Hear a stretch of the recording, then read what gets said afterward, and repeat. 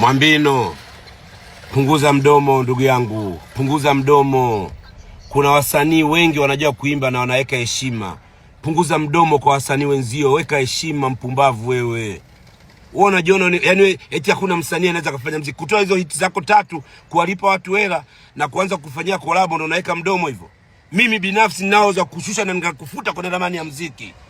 Punguza mdomo ndugu yangu, acha dharau.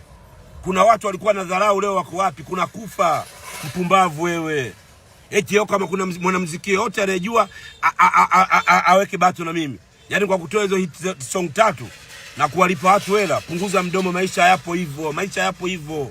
Mpumbavu wewe. Unajiona una akili, unakaa unaongea upumbavu. Ndio maana ukui. Wasanii wenye akili hawezi kuongea. Huwezi kumwona Wizkid anaongea upumbavu kama huo. Huwezi kumwona Davido anaongea upumbavu kama hiyo. Huwezi kumwona Burna Boy anaongea upumbavu kama huo. Mimi binafsi ninaweza kukushusha na nikakutoa kwenye ramani ya muziki na usinifanye chochote. Chochote unifanye. Na kuondoka kwenye ramani ya muziki kwa njia yote ninayojua mimi na ufanye chochote. Mpumbavu wewe. Etio wewe. Unajiona nani wewe? Au unajiona wewe ufi? Kulikuwa na wanamuziki wakubwa kina AY, kina Mwana FA, kina nani?